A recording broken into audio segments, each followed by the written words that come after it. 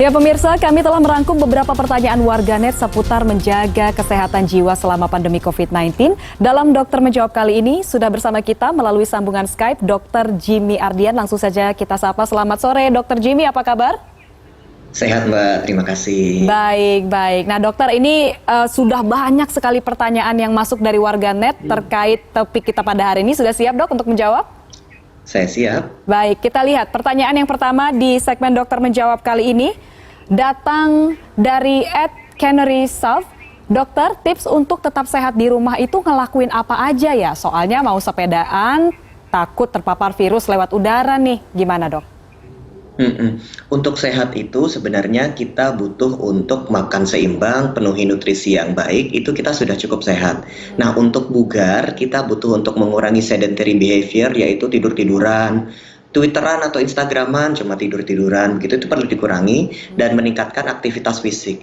Tidak harus olahraga, tapi bisa saja peningkatan aktivitas fisik di masa seperti ini.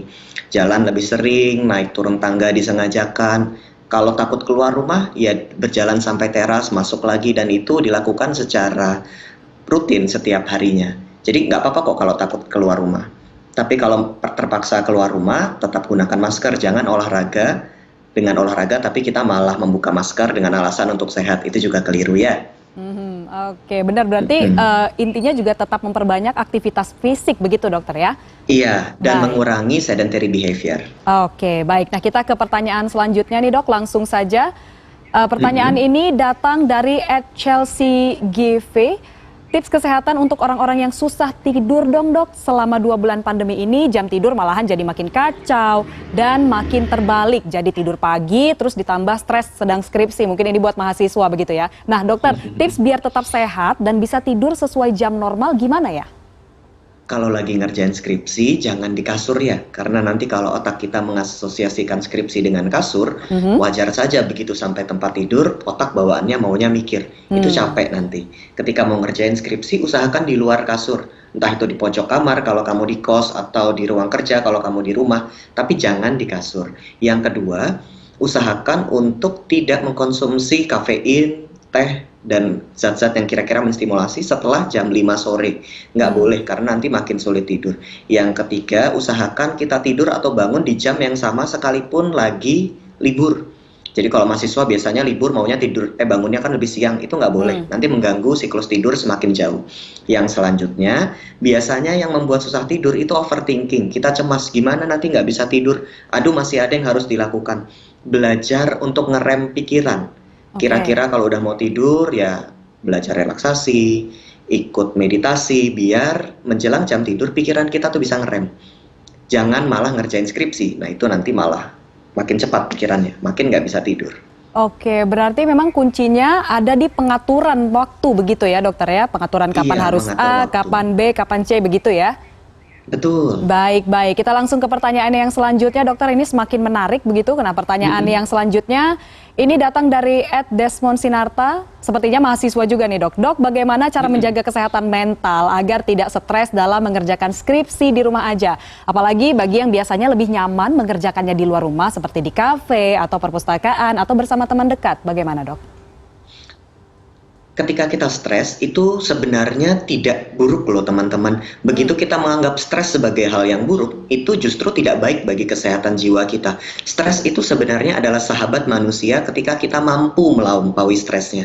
Jadi kalaupun kita stres ngerjain skripsi, itu bagus. Artinya tubuh kita sedang pumping hormon yang dibutuhkan, tubuh kita sedang prepare kita untuk menghadapi stresor yang ada.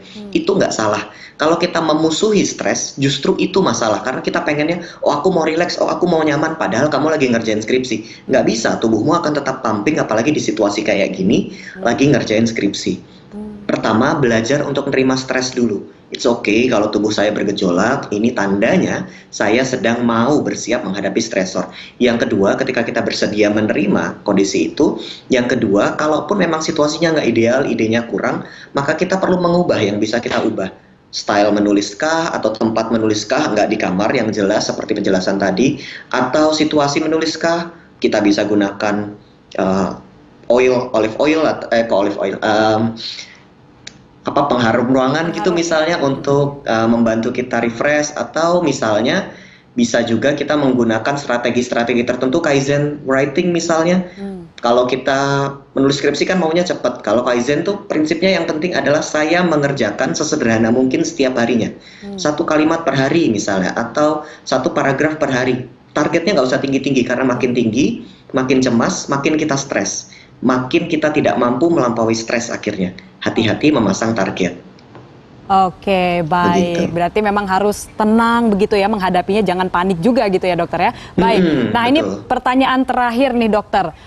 Kita lihat kalau tadi sudah dari pelajar begitu ya, mahasiswa, dan ini mungkin pertanyaan yang simple, tapi ini saya rasa cukup mewakili pertanyaan kita di seluruh dunia yang mewakili yang saat ini sedang menghadapi pandemi begitu. Dokter, pertanyaan datang dari @kapiten_19. Kelamaan di rumah bisa gila nggak, dok? Iya, kelamaan di rumah bisa membuat kita stres, betul. Keinginan manusia, kebutuhan manusia adalah terhubung. Dari kecil kita belajar manusia adalah makhluk sosial, dan itu terekam dalam DNA kita. Kita memang perlu terhubung secara sosial. Kehilangan kebutuhan sosial akan membuat kita craving terhadap kebutuhan tersebut. Ada yang menyebutnya stir going crazy, tapi bukan menjadi gila sebenarnya, tapi kita crave sekali dengan kebutuhan tersebut. Rasanya sangat ingin keluar.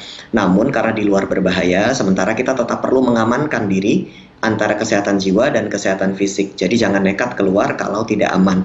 Yang kedua, sekalipun rasanya sangat tidak nyaman, terhubung secara sosial sekarang punya banyak cara lain.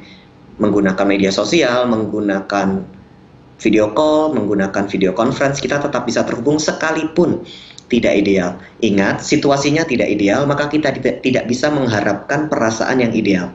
Kita hanya bisa meminimalisir resiko dari ketidakidealan ini. Maka tetaplah terhubung, sekalipun kok rasanya nggak sama, betul. Tapi itu yang terbaik yang bisa kita lakukan saat ini, maka tetap kerjakanlah. Begitu. Oke, baik. Berarti kerjakanlah yang bisa kita kerjakan walaupun memang tidak nyaman untuk saat ini, begitu ya dokter ya? Betul, Baik, demikian. baik. Terima kasih dokter sudah bergabung bersama kami, Dr. Jimmy. Terima kasih. Selamat